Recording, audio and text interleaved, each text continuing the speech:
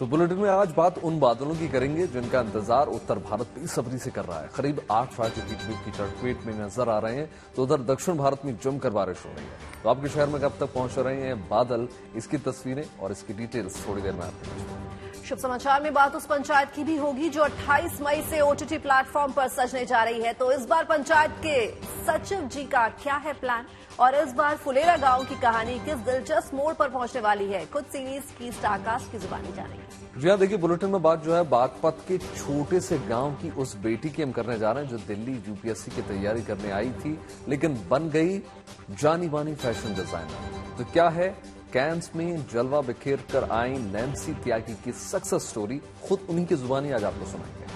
कल से उत्तराखंड में हेमकुंड साहिब के कपाट भी खुल रहे हैं, जिसके लिए पहले जत्थे की रवानगी हो चुकी है। तो कैसी है इस बार हेमकुंड यात्रा की तैयारियां और बर्फ के बीच स्थित ये पवित्र तीर्थ क्यों है सिखों के लिए इतना खास, ये भी आपको बताएंगे। आज देखिए बुद्ध पूर्णिमा का भी पावन पर्व मनाया जा रहा है। लोग नदियों में पवित्र डुबकी लगा रहे हैं। आज दान पुण्य का शुभ योग भी बन रहा है। इस पर्व से जुड़ी तमाम तस्वीरें थोड़ी देर में आपके बीच में होंगी, लेकिन फटाफट नजर डालेंगे 9 बजे की 9 शुभ खबरों पर। देश भर में आज बुद्ध पूर्णिमा का पर्व मनाया जा रहा है। इस खास अवसर पर हरिद्वार, वाराणसी और प्रयागराज सहित तमाम जगहों पर गंगा स्नान के लिए सुबह से घाटों पर श्रद्धालुओं की भारी भीड़ लगी हुई है। धार्मिक ग्रंथों में आज के दिन गंगा स्नान का विशेष महत्व बताया गया है। उत्तराखंड में अब हेमकुंड साहिब यात्रा का शुभारंभ हो चुका है। ऋषिकेश में श्रद्धालुओं के पहले जत्थे के रवाना होने से पहले आर्मी के बैंड ने शानदार परफॉर्मेंस दी। हेमकुंड साहिब के कपाट 25 मई को खुलेंगे।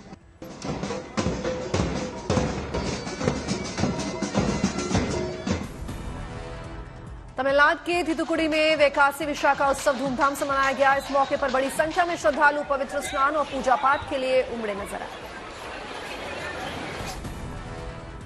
फतेहपुर में विशाख पूर्णिमा के अवसर पर श्री लक्ष्मीनाथ मंदिर में 494 में विराट महोत्सव का आयोजन किया गया और इस अवसर पर रंग बिरंगी लाइटों से सराबोर हुआ।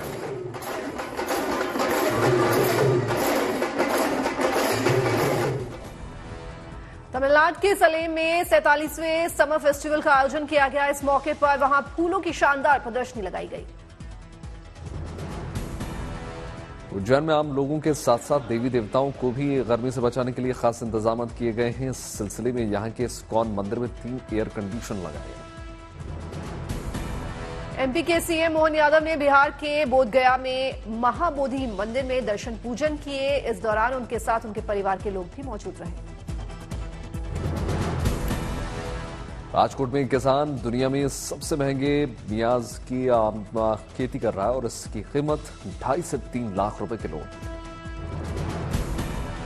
मुंबई में अभिनेत्री अनन्या पांडे ने जिम के बाहर फैंस के साथ खिंचवाई फोटोज। इस दौरान अनन्या पत्रकारों से बातचीत करती भी नजर आई।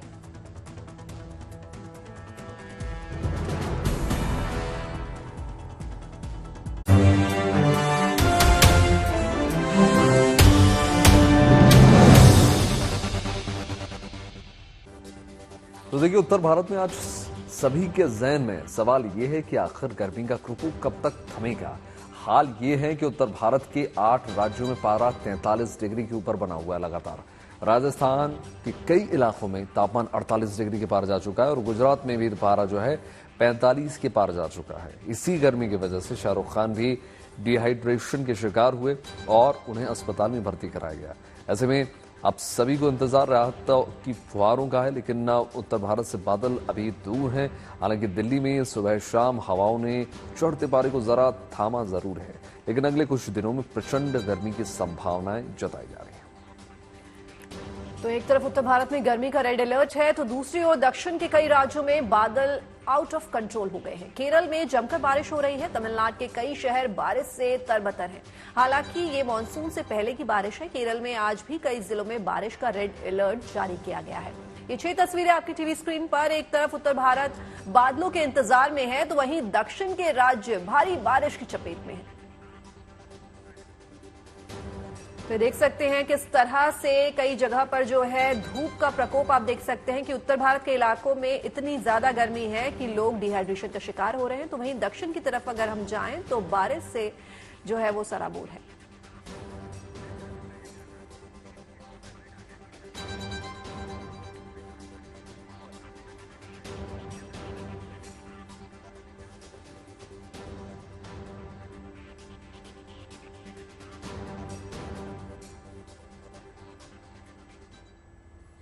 तो एक्टर शाहरुख खान को लेकर बड़ा अपडेट है। वो अभी अहमदाबाद के केडी हॉस्पिटल में एडमिट है। उन्हें डिहाइड्रेशन की वजह से कल दोपहर एडमिट कराया गया था। शाहरुख खान की तबीयत फिलहाल स्थिर बताई जा रही है। आज शाहरुख खान को हॉस्पिटल से डिस्चार्ज किया जाएगा। अब कैसी है शाहरुख की तबीयत, क्या कह रहे हैं डॉक्टर, क्या होता है डिहाइड्रेशन जिससे शाहरुख हुए बीमार, सब जानते हैं इस खास रिपोर्ट में। तो शाहरुख खान की यहां बात हो रही है। उनकी तबीयत बिगड़ने से उनको अहमदाबाद के केडी हॉस्पिटल में एडमिट कराया गया था, जहां उनसे मिलने गौरी खान और जूही चावला पहुंची। डिहाइड्रेशन की वजह से ये हुआ। इतनी गर्मी के कारण अहमदाबाद में भी बहुत गर्मी होती है और इसी के कारण शाहरुख खान को डिहाइड्रेशन हो गया। उन्हें केडी हॉस्पिटल में जो है वो एडमिट कराया गया है। तो शाहरुख खान की जो टीम से बात हुई तो अब उनकी हालत जो है स्थिर है और उन्हें जल्द ही डिस्चार्ज भी मिल जाएगा। डिहाइड्रेशन की शिकायत के चलते उनके साथ ये हुआ है।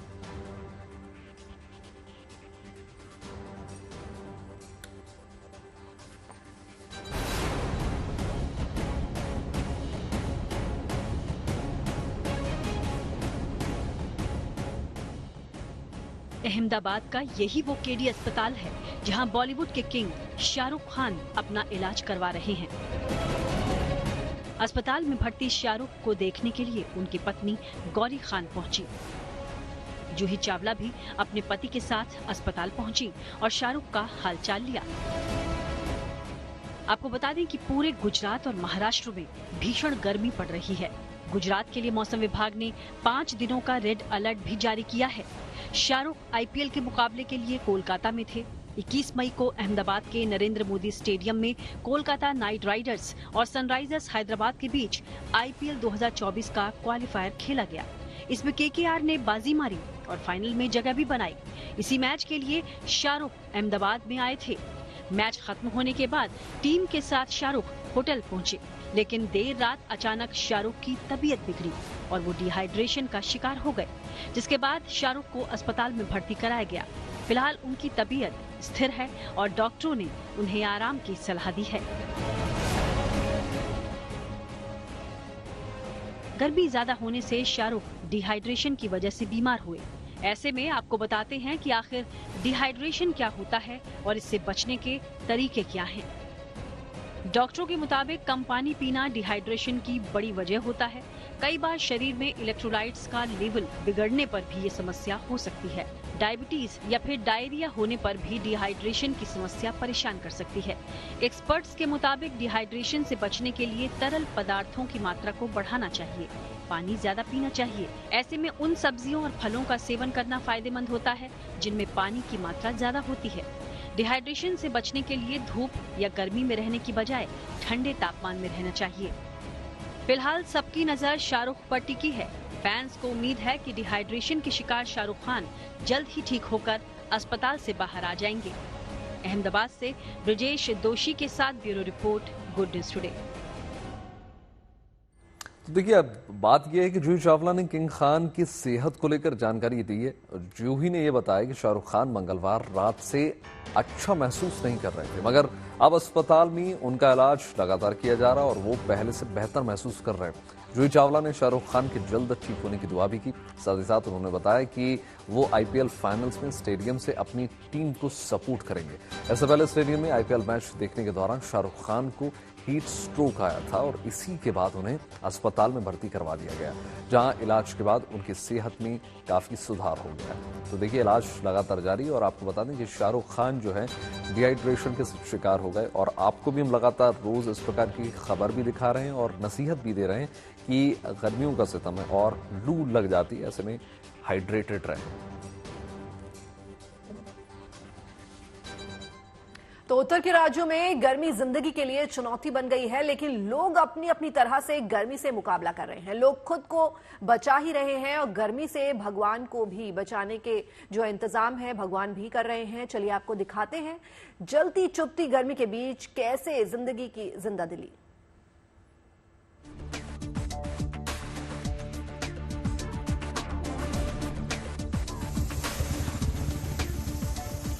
दिल्ली एनसीआर समेत उत्तर भारत में टेम्परेचर का टॉर्चर जारी है। गुरुवार में गर्मी से लोग बेहाल हैं। झुलसाने वाली गर्मी के मद्देनजर स्वास्थ्य विभाग ने एडवाइजरी जारी कर लोगों से दोपहर 12 बजे से लेकर 3 बजे तक घर पर ही रहने की सलाह दी है। स्वास्थ्य विभाग का कहना है कि लोग दोपहर में धूप में जाने से बचें।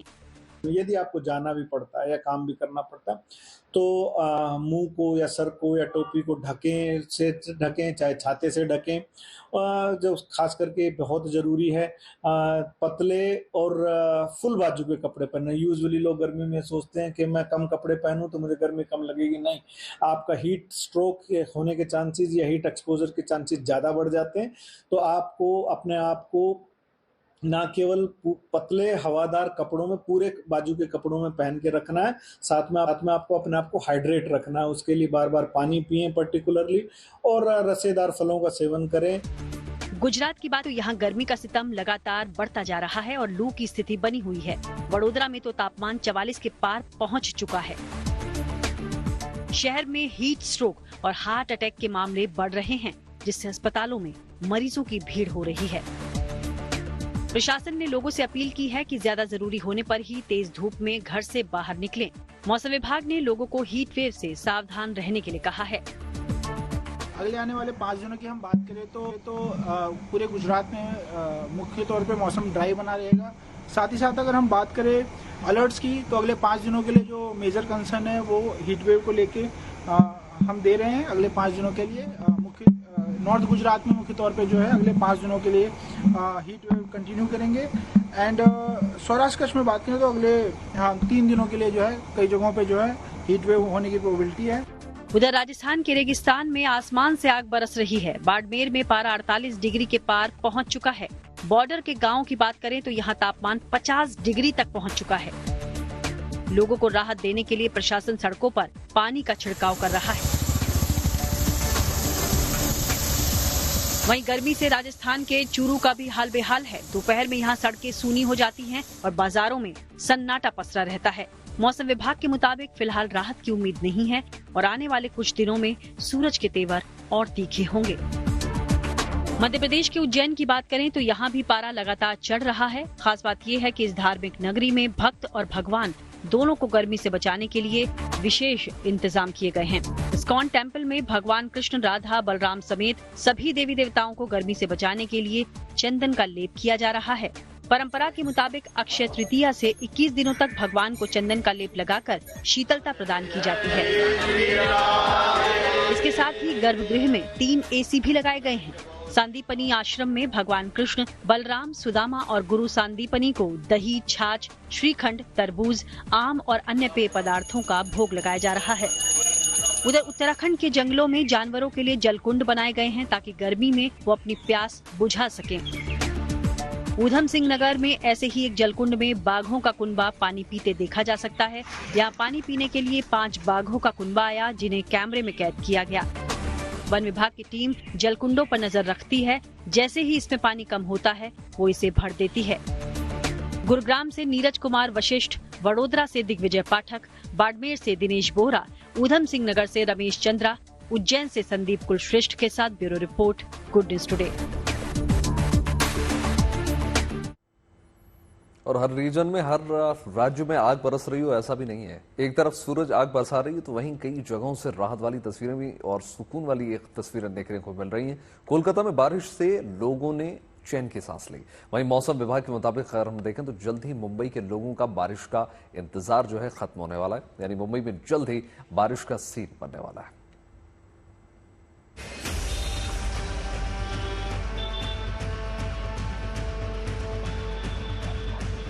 मुंबई के लोग गर्मी से परेशान हैं। माना जा रहा है कि महाराष्ट्र में कम वोटिंग की एक बड़ी वजह भी गर्मी रही। फिलहाल मुंबई में गर्मी के साथ उमस भी काफी है। ऐसे में लोगों को जल्द से जल्द बारिश का इंतजार है। मौसम विभाग ने कहा है कि जून महीने की 8 तारीख तक मुंबई में बारिश दस्तक दे देगी। गर्मी से आपको भले ही राहत मिल जाए, लेकिन मौसम विभाग ने ये चेतावनी भी दी है कि पिछले साल की तुलना में इस साल बारिश विशाल आकार में आएगी। संभावना ये भी है कि मूसलाधार बारिश भी हो सकती है। मौसम विभाग के मुताबिक अंडमान तक मानसून पहुंच चुका है। 30 मई तक मानसून केरल तक पहुंच जाएगा और फिर मुंबई समेत महाराष्ट्र में जोरदार बारिश होगी। अभी बारिश अंडमान में पहुंच गई है, 19 तारीख को ही पहुंची है और वो बारिश आगे बढ़ते बढ़ते 30 तारीख तक, 30 मई तक ये बारिश केरला में दाखिल हो सकती है और उसके बाद एक 5-6 दिन के बाद या 7-8 दिन के बाद ये मुंबई और पूरे महाराष्ट्र में बारिश आ सकती है। इस साल जो बारिश होने वाली है, मौसम विभाग ने ऑलरेडी पहले से पूर्वानुमान दिया है कि सामान्य से अधिक बारिश हमारे मुंबई में या south and north Konkan Maharashtra में होने वाली है।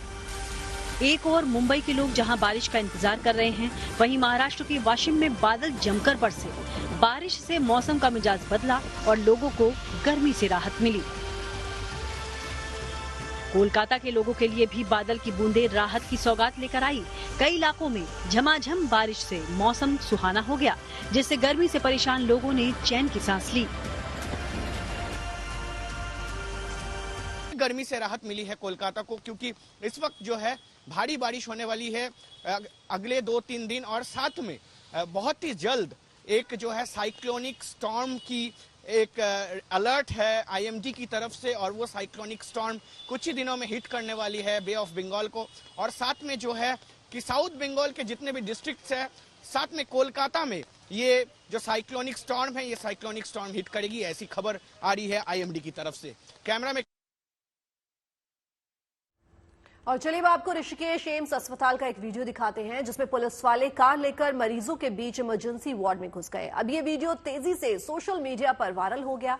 इमरजेंसी वार्ड में पुलिस की जीप देखकर वहां भर्ती मरीज और उनके परिवार वाले भी हैरान रह गए। इस दौरान वहां तैनात सिक्योरिटी गार्ड्स सीटी बजाकर स्ट्रेचर हटाते नजर आए ताकि पुलिस की गाड़ी आगे बढ़ सके। असल में अस्पताल में छेड़छाड़ के एक मामले में हंगामा हो रहा था। शिकायत मिलने पर पुलिस वहां पहुंची। ऐसे में पुलिस वालों ने आरोपी को पकड़ने के लिए गाड़ी समेत इमरजेंसी वार्ड में वो घुस गए। हिंदू धर्म में पूर्णिमा तिथि बहुत पुण्यदायी मानी जाती है। आज वैशाख महीने की पूर्णिमा है। ऐसे बुद्ध पूर्णिमा के नाम से भी जाना जाता है। ये पर्व जो है हिंदू और बौद्ध दोनों ही धर्मों के लिए इनके जो अनुयायी हैं वो इसको मानते हैं। और वैशाख पूर्णिमा पर देश भर की पवित्र नदियों के तट पर श्रद्धालु जो है स्नान करते हैं, ध्यान करते हैं। हरिद्वार में बड़ी संख्या में लोग गंगा नदी में डुबकी लगाने के लिए वहां पर पहुंचे हुए हैं। और इसी तरह संगम नगरी प्रयागराज में भी घाटों पर स्नान जप तप लगातार जारी है।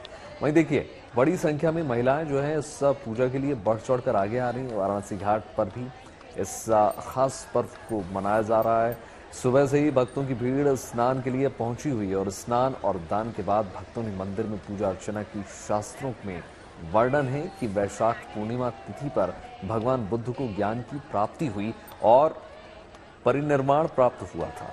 इसलिए इस दिन भगवान बुद्ध की पूजा उपासना की जाती है। तो ये पर्व बौद्ध धर्म के लोगों के लिए खास माना जाता है। इस दिन गौतम बुद्ध की शिक्षाओं का पालन किया जाता है, साथ ही उनकी विशेष पूजा भी की जाती है। बुद्ध पूर्णिमा का त्योहार मुख्य रूप से पूर्वी एशिया और दक्षिण एशिया में मनाया जाता है।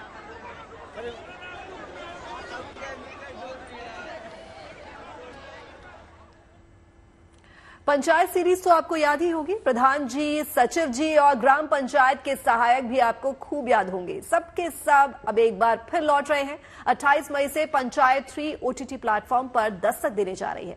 पंचायत के सचिव जी जितेंद्र कुमार और ग्राम पंचायत के सहायक विकास रोल प्ले करने वाले चंदन रॉय और पंचायत के डायरेक्टर दीपक कुमार मिश्रा से गुड न्यूज टुडे की टीम ने एक्सक्लूसिवली बातचीत की है। देखिए खास रिपोर्ट।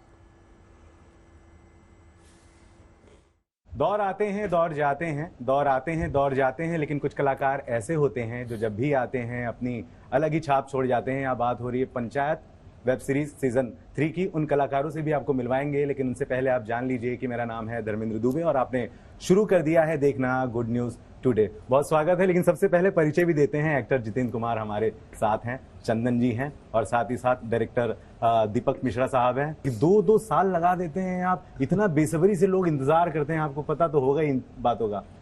टाइम लगता है, कुछ भी अच्छी चीज बनाने में वक्त लगता है। अगर इतना वक्त नहीं लेता तो शायद इतना प्यार भी नहीं मिलता। बिल्कुल। अच्छा, बड़ा ही प्यारा नाम आपका जितेंद्र, मेरा नाम है धर्मेंद्र।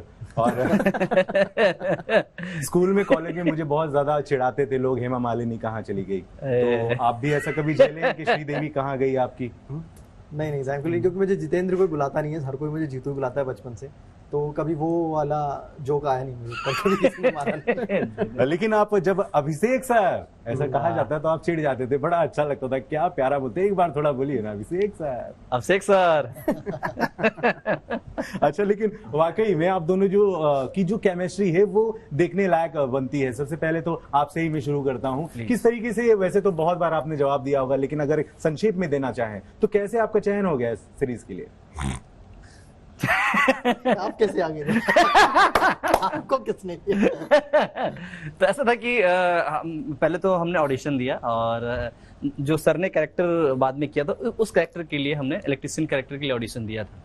फिर सर ने और चंदन सर ने देखा ऑडिशन, उनको लगा यार हम इस बंदे से कुछ और ट्राई कर सकते हैं। तब जाकर के विकास का स्क्रिप्ट आया मेरे पास और हमने दिया ऑडिशन। और फिर अगले दिन सर ने बुला लिया ऑफिस की, आओ, और इन्होंने पूछा कि हम टीवीएफ के लिए काम करते हैं, टीवीएफ जानते हो? तो भगवान कसम मुझे टीवीएफ उस समय तक नहीं पता था। मुझे उनके बहुत सारे वीडियोस वगैरह देखे थे, तो मैंने कहा सर मैं टीवीएस जानता हूँ, टीवीएफ तो कोई बात नहीं, बहुत सारे लोग नहीं जानते हैं। क्योंकि जो आपकी बोली है, जो आपकी भाषा है, कहीं ना कहीं बहुत ज्यादा मैच करना पड़ता होगा। किस तरह से आपने तैयारी करी? अब थोड़ा सरल हो गया होगा, इजी हो गया होगा? नहीं, बेसिकली एक तो मेरा कोई ऐसा लहजा नहीं है उसमें। मतलब मेरा जो कैरेक्टर है पंचायत में, वो मतलब शहर से गांव में आया, तो वो उसी लैंग्वेज में बात करता है, उसका कोई पर्टिकुलर गांव वाला। अच्छा, मतलब आप घर में भी इसी तरह से बात करते हैं या कुछ और अगले? मतलब वो कैरेक्टर जिस तरह से शहरी बातें करता है वैसे ही वो गाँव में बातें करता है, तो उसको अलग से एक्सेंट की जरूरत नहीं।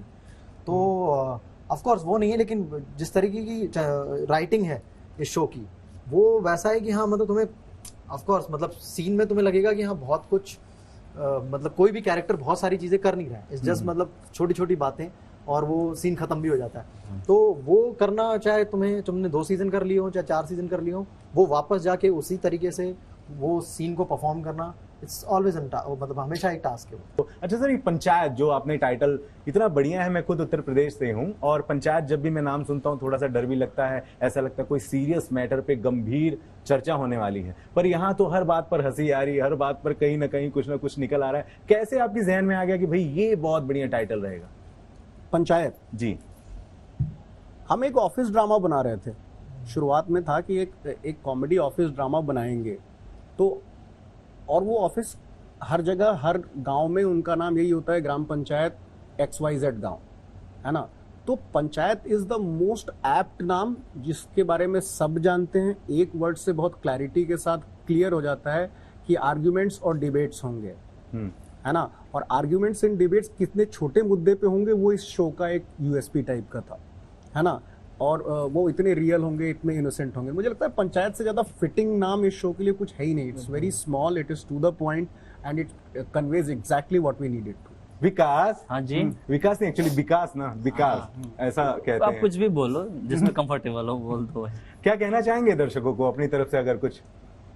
देखो, मैं ये हम आप सबसे, पूरी टीम से यही की तरफ से आप सबको ये कहना चाह रहे हैं कि 28 मई को आ रही है पंचायत सीजन 3। आप लोग पूरे फैमिली के साथ देखिए। जब जब रक्षाबंधन हो, होली, दिवाली हो, फिर से घर में पूरे गेस्ट आए, फिर से लगाइए पंचायत और रिपीट में देखिए, क्योंकि मुझे लगता है ये इकलौता शो है जिसको आप पूरे फैमिली के साथ रिपीट में देख सकते हैं।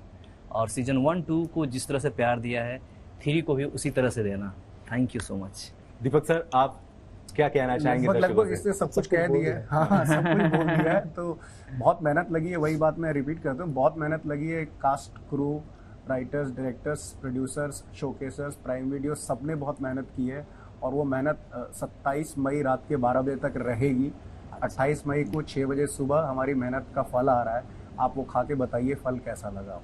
बिल्कुल, और मुझे भी बहुत ज्यादा अच्छा लगा आप सभी लोगों से बात करके।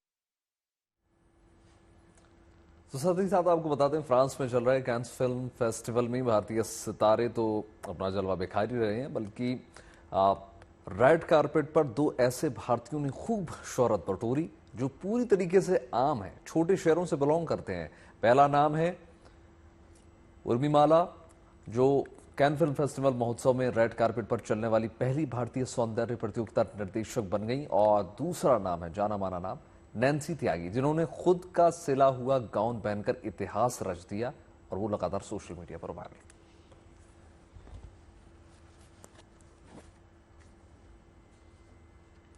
तो नैन्सी त्यागी का ये कमाल इसलिए बड़ा है क्योंकि उन्होंने फैशन डिजाइनर का कोई कोर्स नहीं किया, बावजूद इसके उनके डिजाइन किए गए ड्रेस को देश से लेकर विदेश तक पसंद किया जा रहा है। यहां तक कि फिल्म स्टार भी इस टैलेंटेड गर्ल यानी कि जो नैन्सी गुप्ता है उनकी मुरीद हो चुकी है। नैन्सी अब सोनम कपूर के लिए ड्रेस डिजाइन करने जा रही हैं।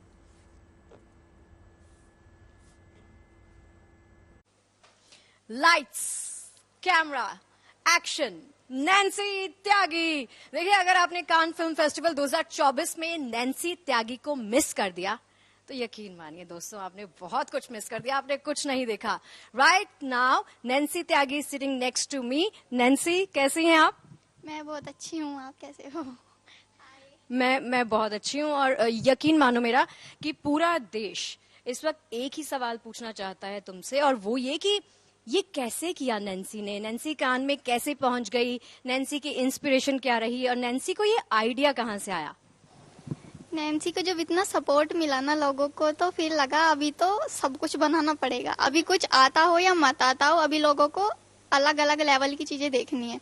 तो लोग इतना सपोर्ट कर रहे हैं ना, तो ये नहीं था एक भी कि ये नहीं बनेगा। अभी वो इतना ज्यादा प्यार दिखा रहे हैं तो सब बनेगा। सब मैं सीख रही हूँ फटाफट, अभी उनके लिए भी बनाऊंगी बहुत सारे। कान फिल्म फेस्टिवल पर आते हैं। कान फिल्म फेस्टिवल का फर्स्ट लुक, और ये कैसे हुआ, कितना टाइम लगा, कहाँ से कपड़ा लाया, कितना वक्त लगा डिजाइन करने में? पता है, मुझे 4 महीने पहले मेरे एजेंसी से कॉल आया कि एक बहुत बड़ा सरप्राइज है तेरे लिए। तो उन्होंने बोला कि तू कान जा रही है, तो मेरे पास उन्होंने कहा अपने ड्रीम आउटफिट बना ले 4-5। तो मैंने कि अभी मुझे ऐसा कुछ बनाना है जो मैंने आज तक नहीं बनाया हो। तो 2 महीने ना मेरे सोचने में ही निकल गए कि मैं क्या बनाऊं और किस कलर में बनाऊं। मेरे पास जब 2 महीने बचे तो मुझे 4 आउटफिट का टाइम मिला बनाने का। तो मैंने 3 रेड कारपेट लुक रखा और एक मैंने ये वाला बनाया जो मेरे अभी पेज पे नहीं आया है।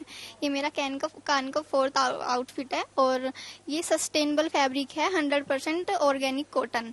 तो अभी ये फैब्रिक के मैं और भी कपड़े लेके आऊंगी, पर मैंने 4th अपना आउटफिट यही रखा है। अभी मेरा जो मेन रेड कारपेट वाली वाइब वाले थे वो मेरे 3 थे, मैंने 2 तो पोस्ट कर दिए हैं, अभी आज जाएगा एक लाइव, वो ब्लैक वाला आउटफिट है। लोगों को सारे अच्छे लग रहे हैं, लोग बोल रहे हैं ये भी पहन सकती थी तो फर्स्ट वाले दिन, मेन वाले दिन। तो सब लोगों को एक से बढ़ के एक लग रहे हैं, और जो फिर लोग ये प्यार दिखा रहे हैं ना, इसी वजह से मुझे एक मोटिवेशन मिल रही है कि अभी इससे भी तगड़ा कुछ, अभी इससे भी तगड़ा कुछ इससे भी तगड़ा बना दूंगी, ऐसा डिजाइन करूंगी कि लोग याद रखेंगे। तो उत्तराखंड के चमोली में बसे सिखों के पवित्र स्थल हेमकुंड साहिब के कपाट 25 मई को खोले जा रहे हैं। इससे पहले हेमकुंड इलाके को घेरे हुए हिमकुंडों को काटकर रास्ता तैयार किया जा रहा है। यात्रा से जुड़ी सभी तैयारियां भी करीब करीब पूरी हो गई हैं। वहीं बुधवार को ऋषिकेश से गुरुद्वारा श्री हेमकुंड साहिब यात्रा के लिए श्रद्धालुओं का पहला जत्था भी रवाना किया गया।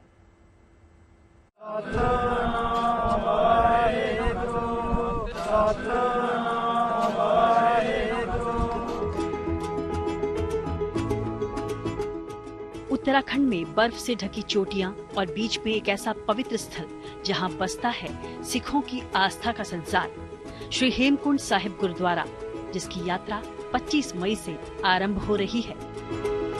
बदलता मौसम और विषम भौगोलिक स्थिति के चलते श्री हेमकुंड साहिब की यात्रा आसान नहीं है। यही वजह भी है कि श्रद्धालुओं की सहूलियत और हिफाजत के लिए प्रशासनिक टीमें जगह जगह पर तैनात हैं, ताकि जरूरत पड़ने पर यहां पहुंच रहे श्रद्धालुओं को तुरंत मदद मिल सके। इसी संकल्प के साथ बुधवार को हेमकुंड साहिब यात्रा के लिए ऋषिकेश से श्रद्धालुओं का पहला जत्था रवाना किया गया। ये पल सभी तीर्थयात्रियों के लिए बेहद सुनहरा रहा, क्योंकि इस पल का उन्हें बेसब्री से इंतजार जो था। इस टाइम का हमने बहुत वेट किया और हम फर्स्ट टाइम आए हुए हैं, बट इसका सेकंड टाइम है तो हम काफी ज्यादा एक्साइटेड हैं। अब यहाँ से हम निकलेंगे जोशीमठ के लिए और यहाँ से निकलते हुए हम आगे मतलब हेमकुंड तक जाएंगे और काफी हमें आगे देखते हैं। सर बहुत अच्छा लग रहा है हमें यहाँ पे आके। अमृतसर से कितने लोगों का जत्था है यात्रा पर? हमारा 24 लड़कों का जत्था है जी। हाँ जी। क्या कहेंगे इस यात्रा के बारे में? बहुत बढ़िया उत्साह है सभी संगत में। हम पिछली बार भी आए थे तो इस बार भी कहते हैं चलो वाहिगुरू ਦੀ ਅੱਗੇ ਅਰਦਾਸ ਕਰਦੇ ਹਾਂ ਕਿ ਸਾਰਿਆਂ ਦੀ ਯਾਤਰਾ ਮਾਲਕ ਸਫਲ ਕਰਨ, ਸਾਰਿਆਂ ਨੂੰ ਨਾਮ ਦਾ ਦਾਨ ਬਖਸ਼ਣ, ਸਿਮਰਨ ਦੇ ਨਾਲ ਜੋੜੀ ਰੱਖਣ। बस इन्हीं है जी। वाहिगुरू जी का खालसा, वाहिगुरू जी की फतेह। पंज प्यारों की अगुवाई में 3500 तीर्थयात्रियों का ये दल था, जिन्हें राज्यपाल गुरमीत सिंह ने हरी झंडी दिखाकर हेमकुंड साहिब के लिए रवाना किया। इतना सौभाग्यशाली क्षण है। सच कहूं तो ये दिव्यता भव्यता से भरा हुआ क्षण है। आज मानवता के रूप के अंदर में ऋषिकेश में गुरुद्वारा साहब से आज जो जत्था है, पहला जत्था है, वो रवाना हो रहा है और ये पंच प्यारों के नेतृत्व में, उनकी अगुवाई में आज जत्थे को पूरा परिवार ने इकट्ठा होकर रवाना किया है। ये अत्यंत सौभाग्य है पूरे परिवार का, ये अत्यंत सौभाग्य है उत्तराखंड का कि आज ये दिन इतने त्योहार की तरह, एक पर्व की तरह और इतनी खुशियों से मनाया। उधर करीब 15,000 फीट की ऊंचाई पर बसे हेमकुंड साहिब क्षेत्र को भी श्रद्धालुओं की आवाजाही के लिए तैयार कर दिया गया है।